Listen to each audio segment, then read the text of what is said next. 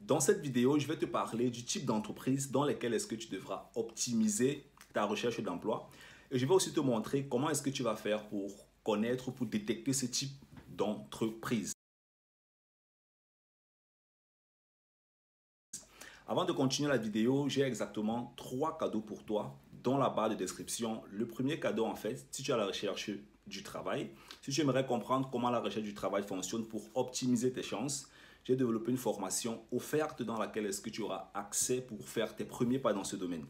Le deuxième cadeau va te permettre en fait de comprendre comment et où est-ce que tu peux multiplier ton argent par 100%. Oui, je dis bien 100% parce que je l'ai déjà fait. Les différentes banques en fait en Allemagne vont te proposer par exemple les taux d'intérêt de 0,001%. Ça ne fait aucun sens. Il faut que tu comprennes comment est-ce que tu peux multiplier ton argent par 100%. Ça, c'est possible.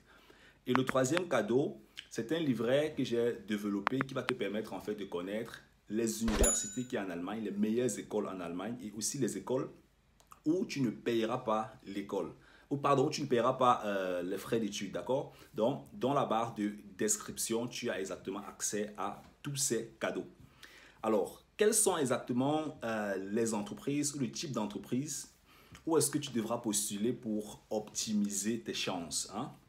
En fait, tu dois comprendre que toutes les entreprises ne seront pas positives pour toi. Il y a certaines entreprises qui vont te permettre en fait de te développer. Il y a des entreprises en fait qui ne vont pas te permettre de te développer. Dernièrement, j'étais dans les réseaux sociaux pour une petite histoire.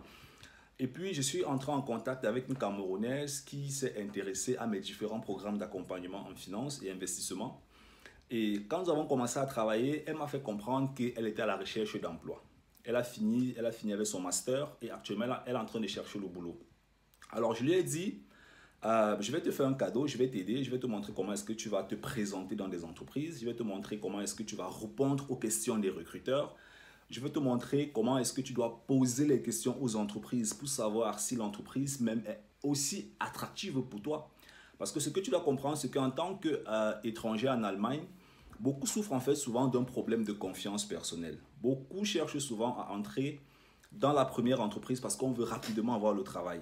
Bon, ça c'est aussi peut-être dû au fait où on a parfois la pression des papiers. Tu vois bien, on a la pression du titre de séjour.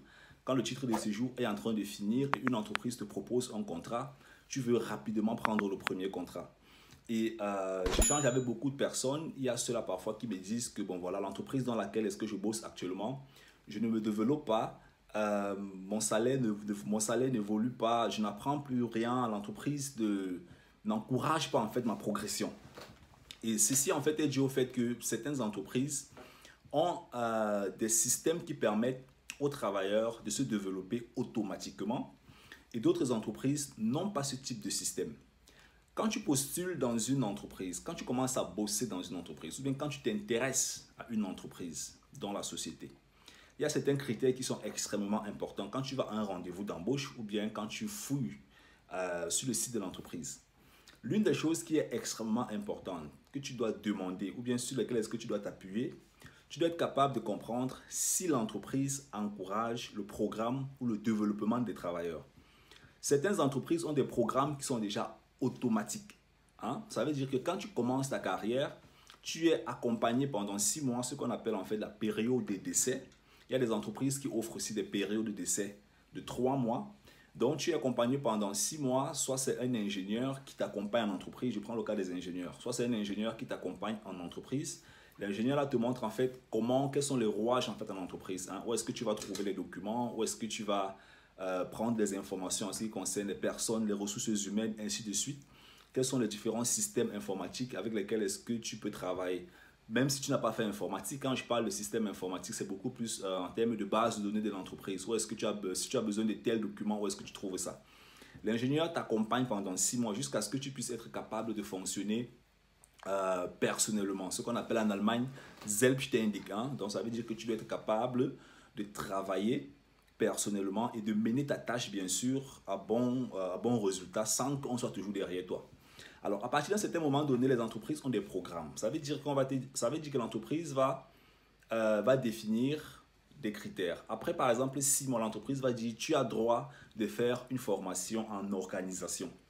Après un an, l'entreprise va dire, tu peux faire une formation. Si tu es peut-être informaticien ou bien, je ne sais pas trop, constructeur mécanique ou bien électrotechnique, l'entreprise va t'envoyer faire des séminaires sur l'électrotechnique, sur la construction mécanique, sur euh, le management de son temps, sur l'organisation de ses emails. L'entreprise peut t'envoyer faire ce type d'information, ce type de formation. Ça veut dire que l'entreprise veut que tu te développes.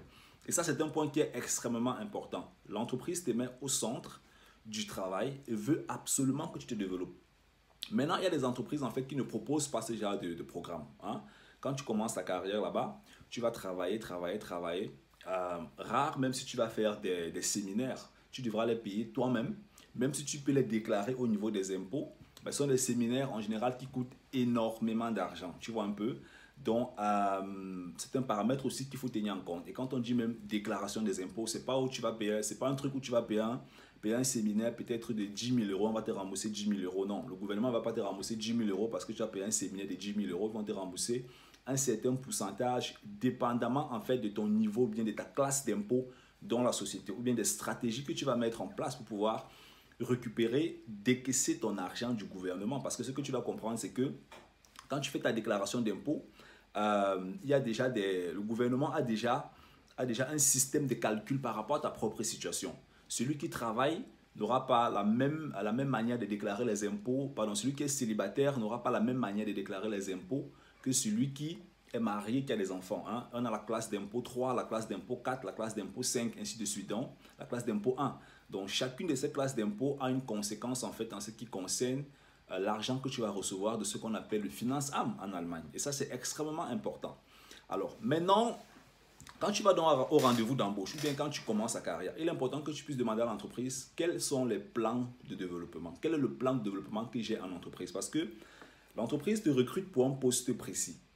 Et en ce qui concerne ce poste précis dans lequel est-ce que l'entreprise te recrute, tu as une vision. Tu veux te développer.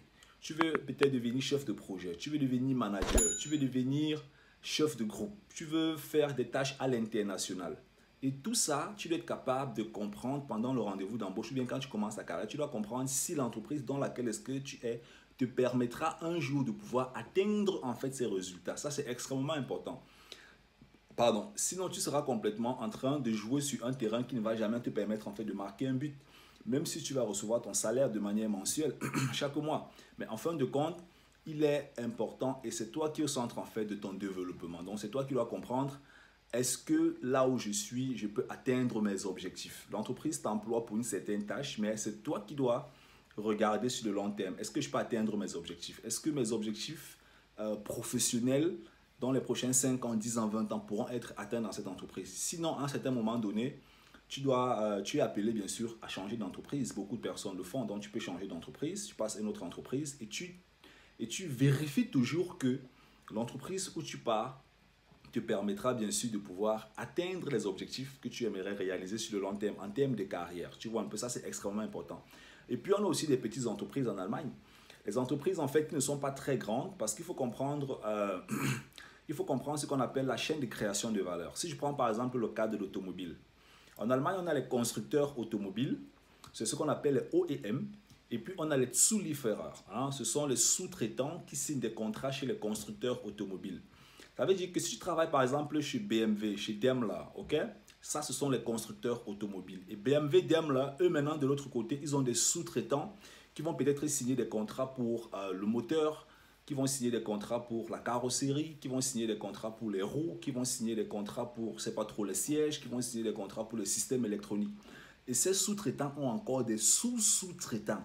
Donc ça veut dire que d'un côté, tu auras le OEM qui a peut-être 100 000, 300 000 employés, qui a une autre structure, et tu as la plus petite entreprise en bas qui signe les contrats avec les signataires ou bien les signeurs de contrats de la grosse entreprise qui ont peut-être 100, 200 employés. Alors, en général, ces petites entreprises ne sont pas aussi mauvaises, elles sont intéressantes. La question qu'il faut savoir, c'est est-ce que ce que tu fais là-bas va te permettre en fait d'atteindre ton objectif? Parce que si tu es dans une entreprise où il y a par exemple 100 employés, 50 employés, c'est clair que la probabilité que tu puisses évoluer dans l'entreprise sera très faible. Pourquoi? Parce qu'en général, le système de management, le système de management dans cette entreprise n'est pas structuré de la même manière que dans les très très grosses entreprises, tu vois. Et à un moment donné, sur la scène économique, actuellement, dans le cas de la pandémie, les petites entreprises sont souvent touchées quand il y a des crises, même si l'économie va reprendre à un certain moment donné. Je te présente ça pour que tu puisses comprendre en fait les différents paramètres. Je vais encore tourner des vidéos vraiment spécifiques sur cette chaîne de création de valeur. Tu peux me laisser ton commentaire si tu aimerais avoir ce style de contenu. Donc, fais vraiment attention, vérifie. Quand tu es académicien, quand tu finis tes études, il est important que tu t'intéresses à ce genre de thématiques. Tu vas sur le site de l'entreprise, tu lis les différentes informations. Quand tu vas au rendez-vous d'embauche, tu poses des questions concrètes. Ne cherche pas simplement à prendre un boulot pour prendre un boulot. Moi, je causais avec un Camerounais, il a pris un boulot dans une entreprise et il ne se sent pas... voilà, un, il n'est pas content avec le salaire. Deux, il ne se sent pas progresser. Tu vois un peu. Et toutes les entreprises n'ont pas pour mission ou bien n'ont pas de plan pour te permettre de te développer. Ça, il faut que tu le saches, c'est extrêmement important. Donc, c'est un peu ça. Alors, je suis arrivé à la fin de cette vidéo. J'espère qu'elle t'a plu. Si tu es nouveau dans ma chaîne YouTube, tu sais ce que tu dois faire. Tu t'abonnes et tu actives la cloche pour ne plus manquer mes prochaines vidéos. On est ensemble. Bye bye.